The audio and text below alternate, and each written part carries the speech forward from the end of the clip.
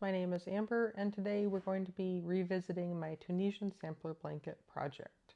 And there's several things to talk about, and I've been very busy, so I actually have 8 squares to review, so there's a lot to talk about.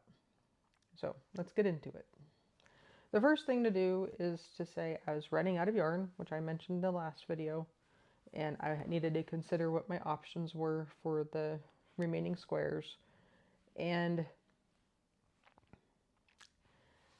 I started this whole project on a whim and with not much structure or plan, and I found one problem with that whole thing is I didn't make any notes about exactly which colors I was using in the project. And so when it came to buying new yarn with Joann's closed, I couldn't just walk into the store and compare yarn. And so I ended up going on Yarnspiration's website, which is the one that carries the Caron Simply Soft yarns, and just trying to hunt and peck and see if I could identify which yarns I was using. And you know, the 2 different white yarns I have and the pink yarn was pretty easy to identify, but after that it got kind of confusing. So after much discussion and thought with West, I chose to order more white yarn because I need it for the border, and I could identify that one. But also end up choosing 2 completely different colors to add to the project rather than trying to identify old colors. It was just simpler because I basically need another set, 2 more sets of squares, unless I want the blanket to be incredibly white and just do it all in white, which I don't want. So I chose this blue color here, and it's called Country Blue, HN7003. And it's basically just a darker blue than I already had. So I had a light blue and this is going to be a dark blue. And it looks really good. The oddball choice, which I'm hoping works well, is Sienna, HN7003. So it's more of a reddy brown color. But I can show you. Here are all the squares together and the new colors laid next to them, so we can see. I think the new red-brown color will go well. And obviously the blue will have no problems. So that's where we are at the moment. Another issue I ran into was I kept on looking at the squares and I kept on not liking my multicolored squares. And I believe they were done in a combination of the yellow and the blue. And I just didn't like them, and I kept trying to say, well, how is this going to go? I don't see how it's going to go. And I had done these pink and white squares, and they didn't bother me at all. And it occurred to me is I didn't like the 2 colors combined together. I wanted a color and a white. And so I ended up going back, and I've decided for each color in the blanket, I'm going to have 1 multicolor square with that color in it. I have the pink and white squares, I'll have a green and white square, yellow and white, blue and white, so forth. I took the time to pull out some squares and start, and this was all in the time I was waiting for new yarn to come. That's part of why this happened, was I needed yarn to crochet with, and I was trying to rework the project, and this just turned out to be what I ended up doing. So I had previously had the brick pattern in blue and yellow, and so I redid it in green, and I like it so much better. It just is so much better. I was looking back at my videos. I don't think I actually had a video talking about the brick pattern. So this is a redo, but I'll have that tutorial linked below. And the brick pattern is alternating single crochets or simple. I never remember with Tunisian crochet if they're called singles or simples, but I'm going to say single, or maybe I'll say simple. It's a simple crochet, and then every once in a while you occasionally do a stitch that's called a long extended double front post crochet, which is a big old mouthful, but you're basically just doing a double crochet in front of this long line here is just an actual stitch on top of another stitch. So you'll be doing your single, single, single, and then you go reach down and you do a double to lay on top of the other one. So that's how you get the every other checkered look. And then your rows are offset, so you get the brick pattern where you have your seams not lining up with each other. It's a pretty straightforward stitch, and I think it looks very nice and clean and neat. So that was fun to go back to and do. The other square that I pulled out is called the Wave. So it has these waves in it. And the way you get the variation on this is a combination of stitches. So you have your slip stitch, your single stitch, and your double stitch. And just by alternating how you work those, then you get the little humps and bumps. And then the white lines are all just simple single crochet all the way across. And with both of these, you're changing your yarn on the forward pass. And so that was part of this practice, was learning how to change yarns and doing multiple yarn colors and squares. So those are redo squares. And then I decided I couldn't find a pattern in my blocks that was a simple cross stitch. So I decided to do a multicolored one in cross stitch. This one doesn't look exactly how I remembered, but it's also a stacked cross stitch, and you can also do an alternating cross stitch, which will make more diagonal lines across the fabric. This does tend to make a tighter, smaller square, because every time you're pulling yarns diagonally, it literally shrinks your square. So that was a redo. This also gave me the opportunity to go through my squares and look at them and say, are there any ones that are too small that just won't work with the sizing of everything, since now I'm consistently comparing my squares to one particular square for sizing. So this is allowing me to start addressing some of those size issues along the way. And then this one, I consider it a redo because I pulled out a square in order to do this, but it is actually a new pattern. I don't remember, this is where it's getting confusing. I don't remember what the pattern was I pulled out to do this with. I wouldn't be surprised if it was like a full stitch, since I had several copies of a full stitch in all the squares, because they kept naming them differently. But this one was a tutorial that was silent. Well, actually, it had a looping music on it, but it was silent. The person never spoke. You only saw their hands, and they didn't name the pattern. So I chose to name it Sunburst because I thought it looked kind of like a sunburst. And this was, let's see, we're practicing the 3 together stitch, but you're also doing it 3 threads through those 3 together. So you stitch 3 stitches together, but then you go back and you do it 3 times. And then it's a combination of simple stitches, and you're changing color once again on the forward pass.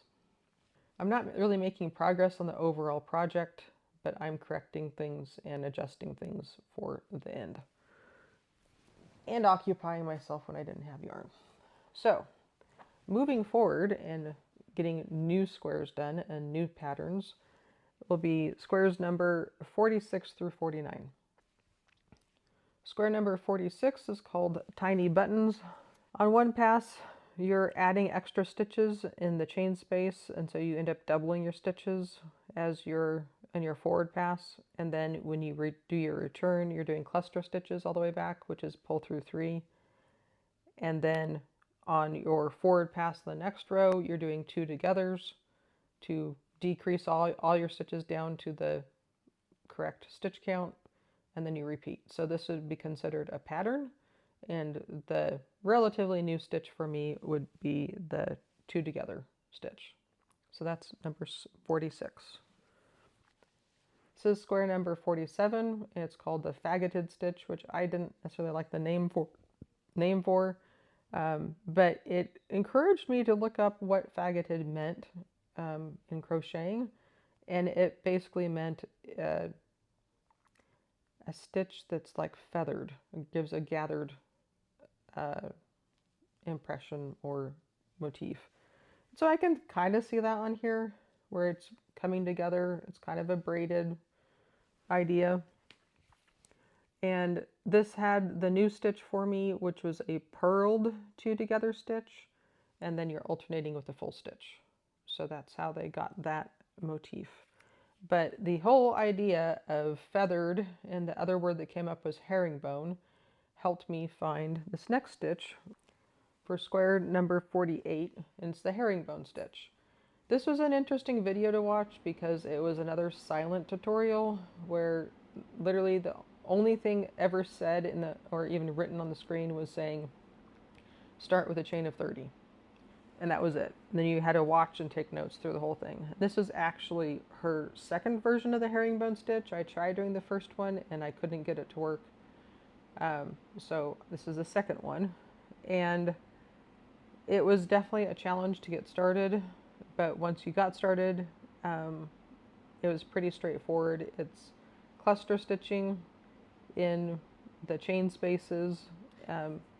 I kept telling myself I should be able to troubleshoot this and fix the pattern because she has a relatively normal left edge, or this would be the beginning of your forward pass.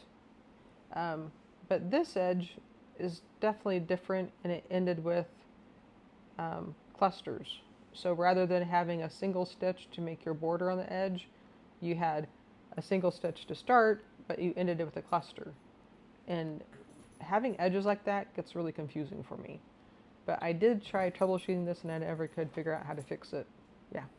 So this was more of a challenge just simply because the tutorial was silent and there was some oddities about the pattern. But it was easier to do than the other one that she had posted. And my edges are kind of ripply because I think I added extra stitches, but hopefully that'll be fixed when I start bringing everything together. And finally, for 49, this is called the double seed stitch. And I thought maybe it included a double crochet in it, but it didn't. Double just simply meant take the seed stitch pattern and do double rows. So the seed stitch pattern is created with purl, knit, purl, knit, purl, knit. And then in the next row you alternate it. So wherever you purled, you're going to do a full. Wherever you knitted, you do a purl. So what this does is you have one row where you're alternating. The next row you're doing the same as what you did below. The next row you're doing the opposite of what you did below. The next row you're doing the same that you did below, so forth. So for this one I definitely had to use stitch markers on the edge to keep track of if I was in the same or opposite row. And that's how I ended up thinking about it, is I'm doing the same thing as below or I'm doing the opposite as below. And so it's a 2-row repeat, actually a 4-row repeat, a 4-row pattern. I don't know how you'd say it, but it takes the seed stitch pattern and just extends it, and so you just get a different look. But it makes a very even fabric that's pretty lightweight, very flexible. The herringbone pattern is very plush and thick, but that's what often happens when you do cluster stitches. But it's also very flexible and it's not crazy tight. There's definitely room to breathe on it. The Faggotted stitch is more of a lacy pattern. It's flexible, but it's not plush because you're just not using as many threads as this one. And also with the purled effect, it makes it tighter and denser. And with the tiny buttons, it's a very regular, very flat pattern. It is not as open as other ones, but it still has opening. I don't know. It's not crazy dense, but it's also not plush. It's definitely a thinner pattern. That was a lot of crocheting, and I'm still at it. I'm getting a little bit confused about the squares I need, because I think I had decided I wanted 56, and I had decided I needed to get 2 more colors and do another 7 of each. But the numbers aren't adding up, because at this point I've done 4 of this new color and I'm already on 49. And 56 minus 49 is only 7. It's not 10. So how does that work? But another thought I've had is, because I was in the quandary of what am I going to do, and I don't know what the next step is, and I was just crocheting a bunch of white squares, I may end up pulling out some white squares so I have an even amount rather than a lot of white squares compared to everything else, because for most of them I will have 6 colored squares with 1 striped square. But for the white one, I think I ended up with 9 or 11 different squares from it, which is just disproportionate and just too much. So I'm still in the process of figuring it all out, obviously. I have started looking at some videos about joining things together to see what my options are, and it's not so much of a mystery now.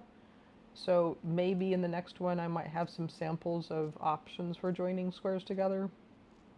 I don't know. I may just continue just stitching squares. I don't know. But this was kind of a long video, but I find that when I'm in a very emotional time in my life, I tend to crochet more, because it is a non-emotional and predictable activity. And so in the course of losing Dutch and having the stress of the different storms coming through in our life, I unconsciously was just crocheting a lot more than I usually do. So we shall see what the next step is. Hopefully this wasn't too confusing. I will have all the tutorials linked below. If you're interested in more crocheting content, feel free to check out the playlist listed next to me. Until next time, I hope you have a wonderful day. In the meantime, feel free to like and subscribe.